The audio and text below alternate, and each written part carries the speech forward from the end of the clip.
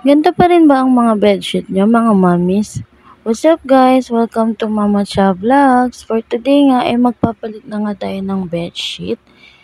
Dahil 2025 na ay kailangan na natin bumili ulit ng bagong bedsheet. Bali bumili nga pala ako ng 3 mocha na punda. Tapos isang set na ng bedsheet at may kasama na yan na 2 punda. Nabili ko nga lang pala to sa halagang 300 pesos kasama na yung excess na 3 punda. King size na nga rin yung pinili ko na size. Kahit family size lang itong kutsyon namin. Balak kasi namin talaga na magbili na nga rin ng king size na kama. Ito nga yung nabibiling bedsheet na no lukot. Kahit maghihiga ka at magpaikot-ikot sa kutsyon na hindi talaga to malulukot. Which is good dahil ayaw naman talaga nating mga nanay na lagi nakalukot ang ating mga kutsyon. Yan nga pala yung dating itsura ng kutsyon. Ayoko na rin kasi ng mga ganyang design kasi nga parang hindi naman bagay dito sa bahay namin. Ngayon nga, ina-struggle Israel ako dahil hindi ko nga malaman kung saan ko isi-set up tong camera. As you can see, dito nga lang kami sa baba natutulog or sa lapag. Wala pa kasi kaming budget para bumili ng kama namin or papag. Punda na nga muna ang aking aayusin bago ko ilagay yung bedsheet. At please, huwag niyo nang pansinin yung nagluluwaan kong mga taba. At yan talaga ang aking mga pambahay dito. Buti na nga lang din na kinuha muna ng kapatid ko yung anak ko para dun muna niya alagaan at ipagluluto niya daw ng sopas. Napakabait talaga ng mga kapatid ko. Charis! Pero hindi sa pagbubuhat ng bangko, mababait talaga yung kapatid ko. Pero siguro dahil na nga rin sa pagtrato ko sa kanila, mabait din kasi ko sa kanila. Kaya siguro nagiging mabait din sila sa anak ko. Andito pa nga rin ako, pangalawa pa nga lang din 'to pinapalitan kong punda. Kasi nga parang medyo nakadikit na, ay nakadikit na, ano yan, puro laway na yung unan. Charis! Kaya ko nga rin 'to pinalitan, baka magsitayuan na lang mga punda at bedsheet namin sa sobrang dumi. Humingi na nga rin ako ng tulong kay Flash para nga mapabilis tong ginagawa ko.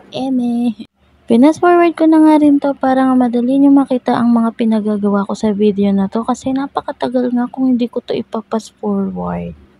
O baka maniwala kayo sa sinabi ko kanina na bago ko palitan 'tong bedsheet ay puro laway-laway na. Siyempre joke lang yun. One week kami nagpapalit ng bedsheet kasi nga meron kaming toddler. Sabihin na naman ng mga buzzer dyan, so ano, hindi kayo magpapalit ng bedsheet kung wala kayong toddler? Siyempre hindi te, ano ko ba naman, utak may ubo. Malapit ko na nga matapos itong mga punda kaya isusunod ko na nga rin yung bedsheet pagtapos nito.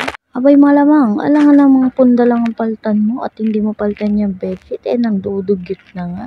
Cherry. Nakikita nyo naman siguro na itinabi ko na nga muna yung mga unan para mapalitan ko na nga tong bedsheet. Pasensya na kayo kapat ng bata at sumisilip. Kung makikita nyo nga, medyo luma na nga yung aming kutsyon kaya nagbabalak na nga rin kami palitan at ayan nga nahuhubara na din. O baka nga may pinaglumaan kayong kutsyon. Ay hindi manghihingi ante. Bumili ng bago. At boom, ayan na nga kinukuha ko na ang aking mahiwagang bedsheet para nga mailatag na dito sa aming kutsyon. Napakalaki pala ng king size kaya pinagsusuksok ko na lang yan sa gilid-gilid para maayos tignan. Minachi ko na nga ulit yan para makita nyo kung gaano kabilis lang siya ikabit at gaano siya kaayos tignan pag natapos na. Dahil nga sobrang laki nito, ayun nga pinagsusuksok ko na nga lang yung ulit yan dyan sa gilid. Pasensya na nga rin kayo sa mga naglalakihan kong hita, braso at bilbel. Wala, ganyan talaga si Mama Cha Vlogs. At ayan nga, tutusuksok ako din dahil nga napakalaki talaga nitong king size. Hindi ko akalain na hindi pala ito magkakasya dito sa kutsyon namin. Yun nga lang, salamat sa mga nanood. Paki-comment naman kung taga saan kayo para alam ko kung hanggang saan nga umabot itong video na to. Yun lang, maraming salamat. Click like, heart or share para ma-notify ka nga sa mga bago ko pang i-upload na videos. Yun lamang, salamat. Bye-bye.